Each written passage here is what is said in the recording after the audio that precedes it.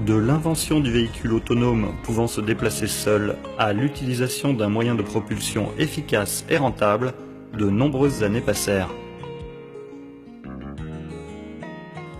Les automobiles portent généralement le moteur dans la partie avant, et il peut agir sur 2 ou même 4 roues.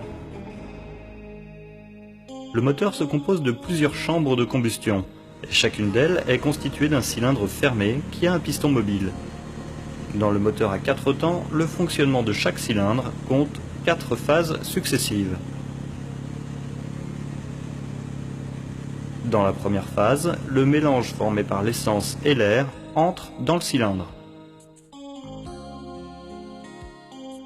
Dans la seconde phase, le piston monte et comprime le mélange.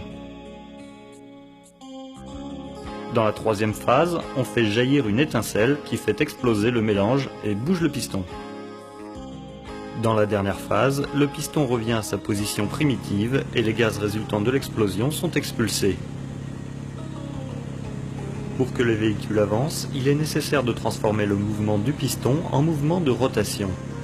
À travers certaines pièces mécaniques, le mouvement de va-et-vient des pistons se transforme en mouvement de rotation qui se transmet aux roues et fait avancer la voiture.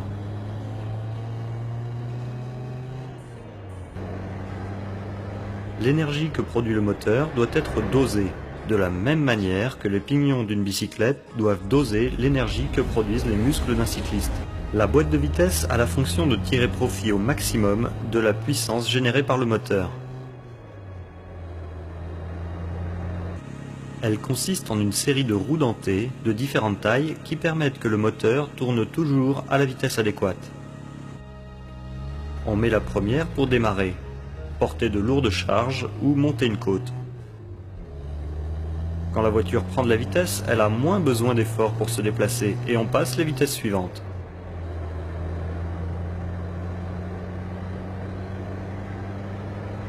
La quatrième vitesse, ou vitesse directe, s'obtient en connectant directement l'arbre d'entrée à l'arbre de sortie. Pour la marche arrière, on utilise un engrenage spécial. Pour passer d'une vitesse à l'autre, c'est-à-dire pour changer d'engrenage, on utilise la pédale de l'embrayage et le levier de changement de vitesse.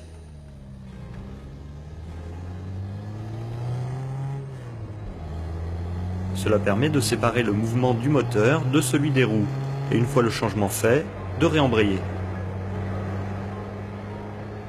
La boîte de vitesse est reliée à l'arbre de transmission qui, à son tour, est en contact avec les roues.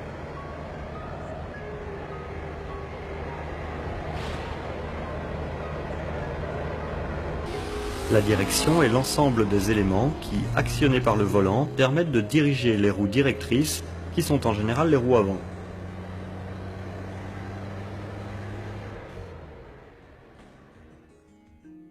De nos jours, la majorité des véhicules lourds et de nombreux véhicules de tourisme ont la direction assistée.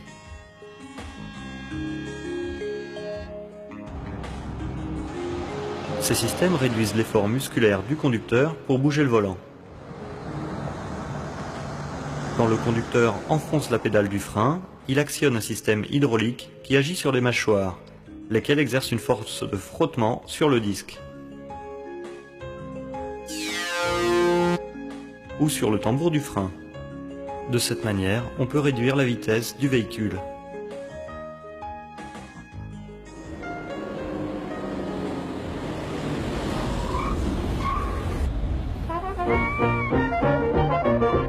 Sans aucun doute, l'élément le plus important d'un véhicule automobile est son conducteur.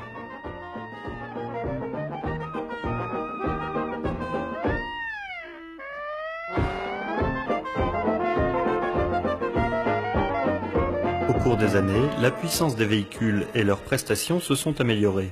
Mais en même temps, on a amélioré beaucoup aussi la sécurité et le confort du conducteur et des passagers.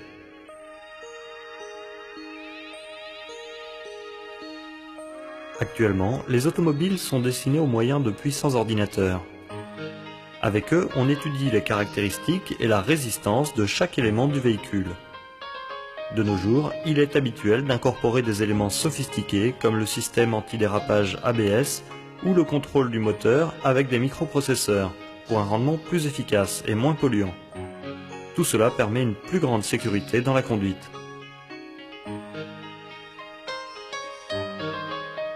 Les automobiles du futur seront de plus en plus aérodynamiques. Elles auront un radar, communication par satellite, et elles incorporeront des progrès technologiques qui les rendront plus sûres et moins polluantes qu'actuellement.